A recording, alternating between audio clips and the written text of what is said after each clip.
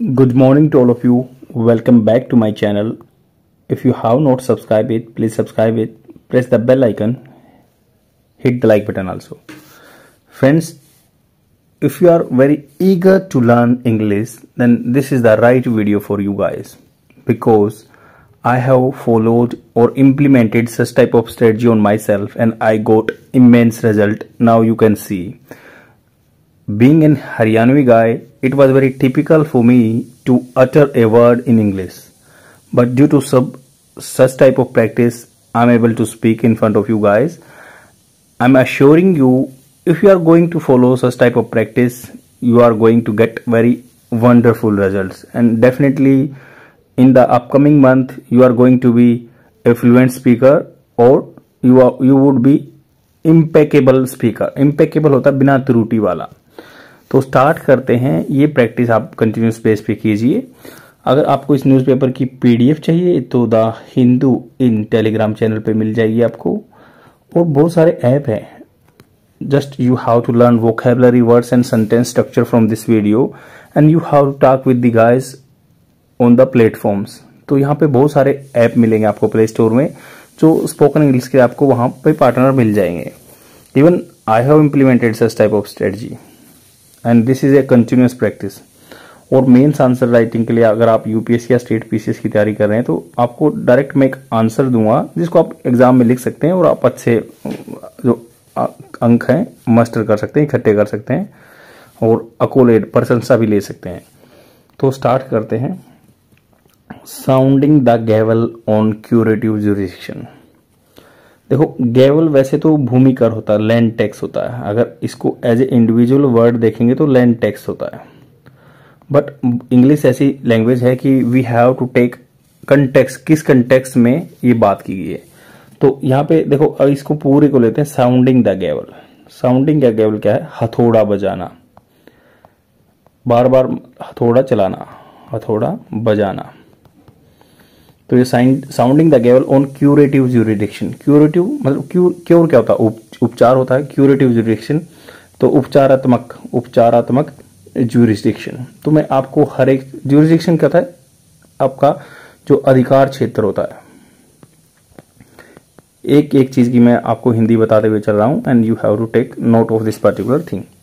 आपको मार्क कर लेनी है ये चीज कि यही एक प्रैक्टिस है जो आपको इमांसिपेशन, जो आपका फियर है उससे छुटकारा दिला सकती है. इमांसिपेशन होता है छुटकारा दिलाना. तो श्रीनाथ श्रीदेवन ने लिखा है और अनिरुद्ध कृष्ण ने लिखा है. तो ये मद्रास हाई कोर्ट के एडवोकेट हैं और ये भी सीनियर एडवोकेट हैं मद्रास हाई कोर्ट के. तो अभी जैसे ये लीगल, जो अगर पॉलिटिकल साइंस चीज के बारे में भी बात कर रहे हैं कि कैसे कैसे क्या हो सकता है. तो देखो यहाँ पे बात हो रही है. 1 सेकेंड. जो भी इसमें चीज दी हुई है मैंने इसको सिंप्लीफाई फॉर्म करके लिख दिया है. यहाँ पे हम बात कर रहे हैं, मैं पहले बताता हूँ मैटर क्या है. मैटर ये है कि सुप्रीम कोर्ट ने कुछ वर्डिक्ट दिया था. सुप्रीम कोर्ट ने वर्डिक्ट दिया था, मतलब फैसला दिया था. वर्डिक्ट क्या होता है? फैसला. फैसला सुनाया था. देखो, लीगल टर्म कुछ मैं बता देता हूँ. वर्डिक्ट होता है फैसला, और अगर हम प्रोनाउंसमेंट कहते हैं, प्रोनाउंसमेंट भी बोलते हैं, ये भी फैसला होता है. प्रोनाउंसमेंट मतलब कोर्ट ने कुछ अनाउंस किया in the authentic way, formal way में, प्रोनाउंसमेंट है. और या फिर बोल सकते हैं वर्डिक्ट, फैसला, या प्रोनाउंसमेंट, या डिसीजन, कोर्ट डिसीजन भी बोलते हैं कई बार. तो सेम चीजें होती हैं. एक होता है पीआईएल, पब्लिक इंटरेस्ट लिटिगेशन. तो पीआईएल का मतलब होता है, इसमें लोकल स्टैंडाई का कंसेप्ट नहीं होता. लोकल स्टैंडाई का मतलब होता है आप स्टेक होल्डर नहीं है, आपका उस चीज से कोई मतलब नहीं है, फिर भी आप पीआईएल डाल सकते हैं कोर्ट में. और ये कपिला हिंगोरानी का केस है, बहुत काफी फेमस, जो बिहार में बहुत सारे बंदे स्टैंडर्ड थे, कहाँ पे, जो कि जेल में पड़े हुए थे, तो अंडर ट्रायल थे, उनके लिए एक पीआईएल का कंसेप्ट आया था. जस्टिस पीएन भगवती इस चीज में बहुत मतलब अच्छे माने जाते हैं. और पीएन भगवती है, जस्टिस रे हैं, तो इन्होंने पीआईएल के कंसेप्ट को इंट्रोड्यूस करवाया था. अभी बात करते हैं कुछ, जैसे वैसे याचिका हिंदी में बोलते हैं लिटिगेशन. कोई भी आप अगर कोई लिटिगेशन डाल देते हैं वो लिटिगेशन होता है, बट वो पीआईएल अलग होता है, पब्लिक इंटरेस्ट लिटिगेशन. तो यहाँ पे बात होगी, टाइटल क्या है इस आर्टिकल का? Sounding the gavel on curative jurisdiction. हमने पहले जान लिया. ऑथर्स कौन है? श्रीनाथ श्रीदेवन और सीनियर एडवोकेट वगैरह, ये मद्रास के हैं, अनिरुद्ध हैं. तो समरी क्या है आर्टिकल की? आर्टिकल आर्ग्यूज वर्ब की फर्स्ट फॉर्म के साथ एस लगा, क्या आर्ग्यू करता है? That supreme Court of India exercise of curative jurisdiction. Exercise वैसे तो व्यायाम होता है, बट अपने किसी अधिकार को यूज करना, प्रयोग करना भी एक्सरसाइज होता है। तो आर्टिकल आर्ग्यू करता है Supreme Court of India exercise of curative jurisdiction. Curative जो उपचारात्मक, जुरिडिक्शन अधिकार क्षेत्र, जो उसका अधिकार क्षेत्र है, जो क्यूरेटिव पिटीशन होती है। देखो एक होता है कोर्ट पहले से अपना प्रोनाउंसमेंट कर देता है, जजमेंट सुना देता है फर्स्ट इंस्टांस में, प्रोनाउंसमेंट हो गया। उसके बाद होता है इसमें रिव्यू पिटीशन। रिव्यू मतलब भाई आपने गलत डिसीजन लिया, आप रिव्यू करो अपने आप का, अपने डिसीजन का, वो होता है। उसके बाद एक एक्स्ट्रा ऑर्डिनरी इंस्ट्रूमेंट भी होता है सुप्रीम कोर्ट के पास, क्यूरेटिव पिटीशन, मतलब बाद में उसको लगे कुछ गलती कर दिया आपने, फिर प्रोनाउंसमेंट कर सकता है जजमेंट का। विच अलाउ, जो अलाउ करता है it to correct its own judgement, अपने जजमेंट को, फैसले को या वर्डिक्ट को ये दोबारा से क्योर कर सकता है, ठीक कर सकता है। After they have become final, जब डिसीजन फाइनल हो गए थे उसके बाद भी कर सकता है। Does more harm then the good, तो ये डज करता है, ज्यादा नुकसान पहुंचाता है अच्छे की बजाय। ऑथर एनालाइज करता है recent judgement in Delhi Metro Rail Corporation Limited versus Delhi Metro Express Private Limited to demonstrate their point. तो अभी ये जो अपने पॉइंट को डेमोन्स्ट्रेट करने के लिए, दिखाने के लिए एक वर्डिक्ट को लेके आते हैं जो सुप्रीम कोर्ट ने दिया था। दिल्ली DMRC बोलते हैं, Delhi Metro Rail corporation versus किसका, जो एयरपोर्ट पे चलती है, एक्सप्रेस लाइन अलग रहती है तो उसकी अलग प्राइवेट कंपनी है, प्राइवेट लिमिटेड है ये भी। Delhi airport metro Express Private limited, DMRC अलग है और एयरपोर्ट मेट्रो एक्सप्रेस अलग है।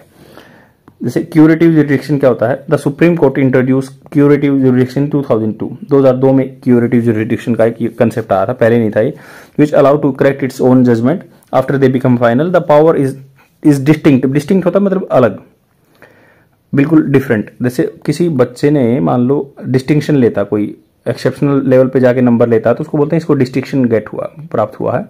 तो सेम ऐसे ये डिस्टिंक्ट है, अलग है from the power of review, judicial review की पावर से अलग है ये चीज। विच इनेबल्स होता है एम्पावर करना, योग्य बना देती है कोर्ट्स को टू रेक्टिफाई ठीक करना एरर्स, जो गलतियां की हैं। अपेरेंट होते हैं जो विजिबल हैं, from their record, visible record से पता चलता है कि वही विजिबल थी जो उनके रिकॉर्ड से। अब DMRC जजमेंट क्या था? In this case Supreme Court exercise प्रयोग किया its curative jurisdiction to set aside मतलब अलग से साइड में रख दिया। जैसे बोलते हैं ना कि भाई ये तो बहुत एडवांस बंदा है, ये मुझे ही साइड में कर रहा है, सेट असाइड मतलब साइड में रख देना। एंड आर्बिट्रल अवार्ड, आर्बिट्रल क्या होता है? आर्बिट्रल होता है मध्यस्थता। आर्बिट्रेटर सुना होगा ना आपने कि भाई तू क्यों आर्बिट्रेटर बन रहा है, why you are becoming arbitrator here, मतलब you are have no stake in this particular matter, why you are becoming arbitrator. तो ऐसे कन्वर्सेशन में बोलते हैं ना। तो ये मध्यस्थता, जैसे ट्रिब्यूनल होते हैं जो मध्यस्थता का काम करते हैं, आर्बिट्रल अवार्ड था जो कि ट्राइब्यूनल ने दिया था। ट्राइब्यूनल एक मतलब सेमी जुडिशियल बॉडी होती है, ट्राइब्यूनल किसी के लिए बना दिए जाते हैं किसी भी मैटर को सुनने के लिए। which had been, देखो had been upheld by the court, passive form by the so and so, by the this task is done by me, same ऐसे बोलते हैं ना, सेम ऐसे by the court earlier।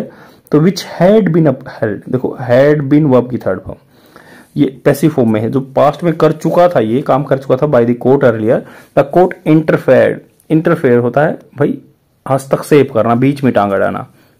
तो why you are interfering in this matter, conversation में से ही तो बोलते हैं, the court interfered with the award on 2 ground, 2 ground पे उन्होंने इंटरफेयर किया अभी।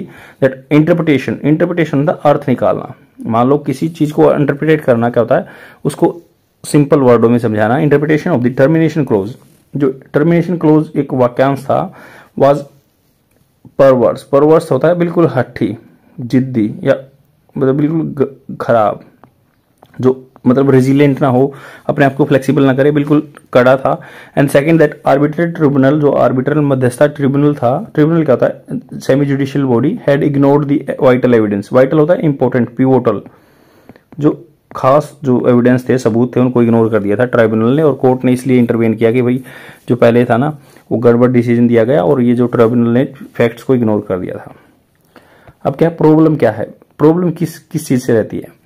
द ऑथर आर्ग्यू करता है कि exercise of curative jurisdiction undermines से होता है किसी चीज को नेगेट करना, नेगेट मतलब उसको तुच्छ दिखाना या खत्म कर देता है, उस चीज को छोटा दिखाता है। Undermines the finality of the judgement की फाइनलिटी, क्योंकि आपको पता है सुप्रीम कोर्ट को सबसे हम फाइनल मानते हैं कि भाई ये डिसीजन आ गया तो अब इसका चेंजमेंट नहीं हुआ सुप्रीम कोर्ट में, क्योंकि अपेक्स कोर्ट भी बोलते हैं, पीक रहती है, पीक पे है, अपेक्स मतलब ऊंचा, सर्वोच्च। एंड क्रिएट्स अनसर्टेनिटी, ये क्रिएट कर देता है अनसर्टेनिटी, अनिश्चितता। They compare it to the dentist, तो ये जो राइटर हैं ये कह रहे हैं कंपेयर कर रहे हैं, कंपेरिजन कर रहे हैं, डेंटिस्ट से कंपेरिजन कर रहे हैं सुप्रीम कोर्ट का, हु रिमूव, जो कि रिमूव कर देता है विजडम टूथ, मतलब जो आपकी जाड़ रहती है, वो विजडम बुद्धिमत्ता दांत रहता है, जाड़ रहती है, जो रिमूव कर देता है, and then put its back, उसको वापस लगा दे, in saying that it is not good practice for an institution that declares the law of the nation and posterity.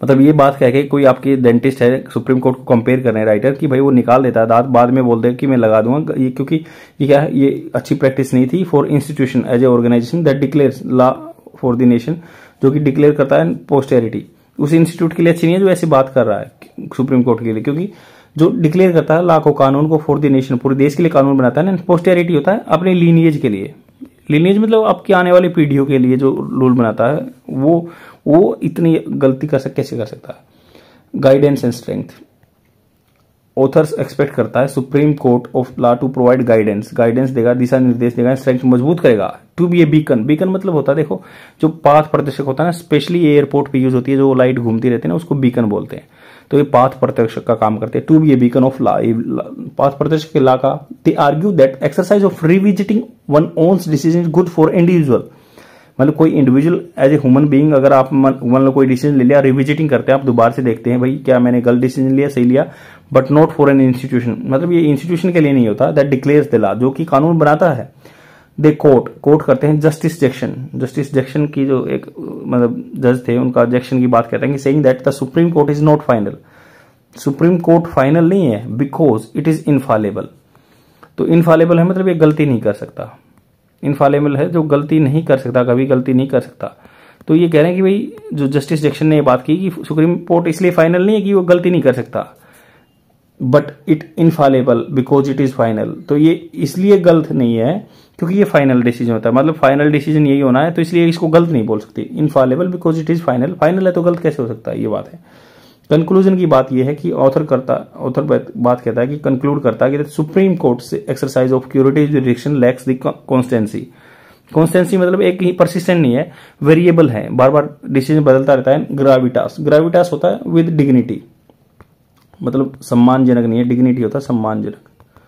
तो ये कह रहे हैं कि लैक्स कमी है इसकी डिसीजन में, कॉन्स्टेंट नहीं रहता है in gravitas, and that is the fundamental to a court last resort. ये फंडामेंटल है, ये बेसिक चीज है कोर्ट की of last resort. Last resort मतलब आखिरी सहारा यही रहता है court, supreme court. They argue करते हैं कि the court should focus on the declaring the law for the nation and posterity, कानून के लिए डिक्लेयर करता है या अपनी आने वाली पीढ़ियों के लिए, rather than correcting its own mistake. ये खाली अपनी मिस्टेक करेक्ट नहीं करता, आगे आने वाली पीढ़ियों के लिए तो भी लॉ बनाता है, तो इसको ऐसा नहीं करना चाहिए। क्योंकि देखो क्यूरेटिव पिटिशन का कंसेप्ट आया था 2002 में, उससे पहले था नहीं। अब ये 2019 में डिसीजन लिया गया था सुप्रीम कोर्ट के द्वारा कि भाई ये मैटर ये था, मैं बताना चाहूंगा आपको कि मैटर ये था कि डीएमआरसी और दिल्ली मेट्रो रेल कॉरपोरेशन और जो Delhi airport express way private limited है, जो इन दोनों का ये था कि डीएमआरसी ने डीएमआरसी को कॉन्ट्रैक्ट दिया था बनाने का। एयरपोर्ट अथॉरिटी ने बोला, जो एयरपोर्ट ये एक्सप्रेस लिमिटेड है, उन्होंने बोला कि आप डीएमआरसी को कि आप रूल फॉलो नहीं कर रहे हैं, जो कंस्ट्रक्शन में जो स्टैंडर्ड है वो फॉलो नहीं कर रहे। तो कहने के बावजूद भी डीएमआरसी ने ये चीजों को इम्प्लीमेंट नहीं किया, तो इसलिए जो उनके बीच में जो कॉन्ट्रैक्ट था उसको रद्द कर दिया गया था। तो पहले अब ये आर्बिट्रेरी डिसीजन था जो उस पर कह दिया, 2000 पिटिशन रिव्यू पिटिशन को भी खारिज कर दिया था, बट अब 2024 में 10 अप्रैल को ये डिसीजन लिया गया है।